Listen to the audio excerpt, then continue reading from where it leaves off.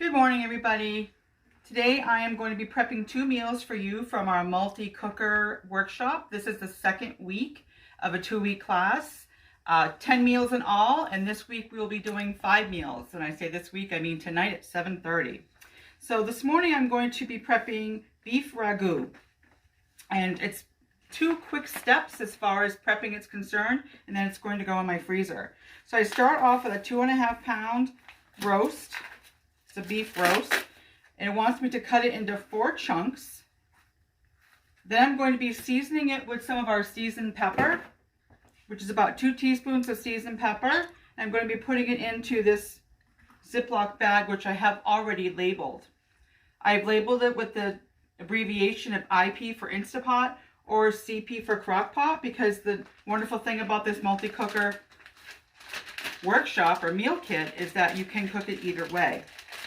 I'm just going to roll down my edges and get this all set. There we go. So I was trying to eyeball this thing before we get started to see what was the best as far as cutting it. Just going to cut it into 4 chunks, do a quick sprinkle of the seasoning. I do have the seasonings I'll be using in front of me here. The multi-cooker kit that we are using for this workshop is also featured on this easel. So here's my 2 teaspoons I've already pre-measured of seasoned pepper. Just going to sprinkle it liberally on both sides. I'll probably go back over afterwards. I just want to make sure I have enough to go over to begin with. What are you guys doing on this Saturday? What's for dinner tonight? I don't know what's for dinner, and I'm prepping 2 meals, so I might just cheat and take one of them tonight instead of putting them both in the freezer. So I'm just going to go ahead and pat this down and flip them over. Another thing I want to point out about prepping your meals and planning meals ahead. First of all, the prepping takes the guesswork right out of what you're going to be cooking for dinner. You can just pull it out of your freezer, thaw it out, and throw it in the pot. But another good feature, or another great feature, I should say, of meal planning is that you save a good amount of money. This, for instance, comes out to $4.94 a serving, and each recipe does 6 servings. So that is where it's going to go and get a home-cooked meal for $5 or less for your family. I'm going to dump this in here. I do have a little bit of seasoning left over, so what I'm going to do is I'm just going to go ahead and sprinkle it over the top of here. It's not much, but it is part of that first original measurement. That's it for this one. For this bag anyway, not for the recipe, but this is it for this bag. I do need to use a second bag. This is just a quart-size bag. And that is for some carrots and some celery that I've already pre-cut. It calls for a 1/2 cup of diced carrots and a 1/2 cup of diced celery. Now, when I was we like vegetables in our house, and these 2 were 2 of our favorites. I had some extras, so rather than just stop at the 1/2 cup mark, I actually did about 3/4 cup of both. It's already in this container. I'm just going to dump it in here. And then it calls for onion. That was a tablespoon of onion that I'm just going to sprinkle over the top of that. You don't have to massage it and get all this around, because this is going to be going into your pot. You'll be doing a saute on cooking day. So there's really no need to worry about that getting incorporated.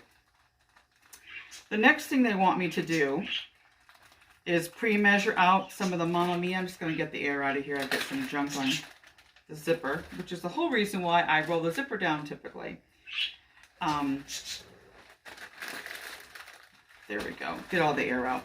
So the Mamma Mia, they want you to pre-measure. I'm sure it's because the Mamma Mia is a pretty popular spice, and to make sure that I have enough for cooking day, I have done that, and it's right here. It calls for 1/4 cup of Mamma Mia marinara sauce, which is about 4 tablespoons. And I've just taken this little snack size bag. They suggested a quart size bag, but I don't see the reason to waste a quart size bag. So I'm just going to go ahead and dump this in here. There we go. Did pretty good. I always pre-measure my ingredients ahead of time. It just makes it easier for me. Instead of having my hands all dirty and nasty and realize I left something, breadcrumbs for instance, if you're making meatloaf. Just going to get the air out of this, zip that closed. And I double bag my stuff, and I'll show you why.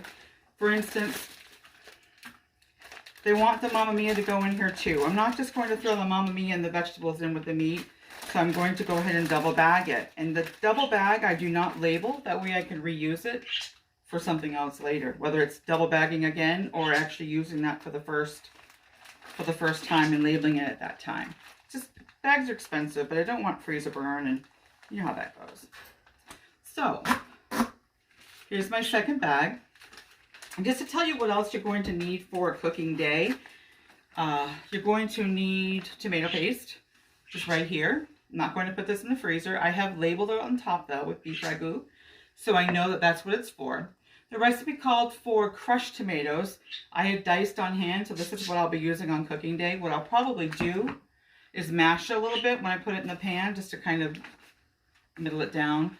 But otherwise, always shop your pantry first. It makes no sense to waste money that you don't need to waste. I don't think that crushed tomatoes versus diced tomatoes is going to make a difference in the taste of this meal.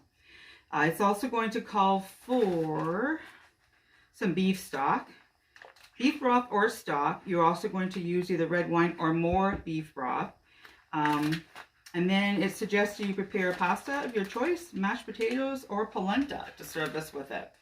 I don't have a color picture of it. I would show it to you, but it looks really, really good. Nice and colorful and tomatoey, and if you love Italian, you're going to love this. So in goes my vegetables.